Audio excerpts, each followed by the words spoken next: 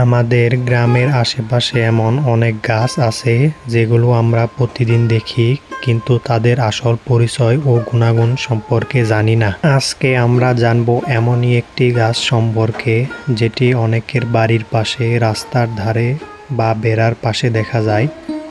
এই গাছটির নাম জগৎমদন বা জাস্টিকা জেন্ডারোসা। দেখতে সাধারণ হলেও এই গাছটি বহু বছর ধরে লোকজ চিকিৎসায় ব্যবহৃত হয়ে আসছে। এর কাণ্ড অনেক সময় গাঢ় বেগুনি রঙের হয়, পাতাগুলো লম্বা, সরু ও মসৃণ। ফুল সাধারণত সাদা রঙের হয় এবং ফুলের ভেতর বেগুনি দাগ দেখা যায়।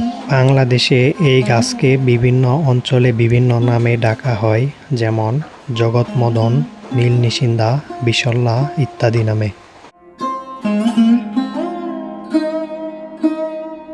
অনেক মানুষ এটি বাড়ির সীমানা বা বেড়া হিসেবে লাগান, কারণ এটি দ্রুত বাড়ে এবং যত্নের প্রয়োজন হয় না।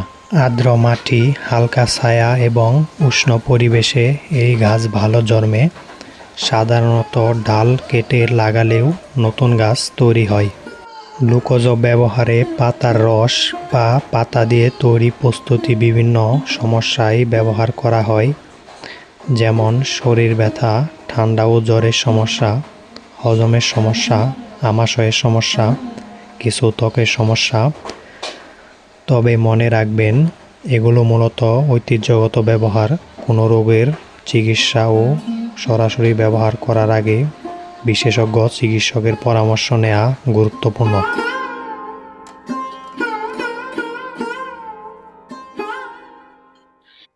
এর পাতার গন্ধ ও রাসায়নিক উপাদানের কারণে কিছু জায়গায় শুকনো পাতা পোকামাকড় দূরে রাখতে সাহায্য করে। প্রকৃতির প্রতিটি গাছেরই নিজস্ব ভূমিকা রয়েছে। গ্রামের এই সাধারণ গাছটিও আমাদের পরিবেশের একটি গুরুত্বপূর্ণ অংশ। অনেক সময় আমরা কোনো গাছের উপকারিতা শুনে নিজেরাই চিকিৎসা শুরু করে দেই। এটি ঠিক নয়। ভেষজ উদ্ভিদ হলেও অতিরিক্ত ব্যবহার বা ভুলভাবে ব্যবহারের ক্ষতির কারণ হতে পারে। বিশেষ করে গর্ভবতী নারী, শিশু, কোনো জটিল রোগে আক্রান্ত ব্যক্তিদের ক্ষেত্রে অবশ্যই বিশেষজ্ঞের পরামর্শ নেওয়া উচিত। আপনাদের এলাকায় এই গাছকে কী নামে ডাকে কমেন্ট করে জানাতে পারেন। ভিডিওটি ভালো লাগলে লাইক দিন, শেয়ার করুন এবং এমন আরও দেশীয় গাছের তথ্য জানতে আমাদের সঙ্গেই থাকুন। ধন্যবাদ।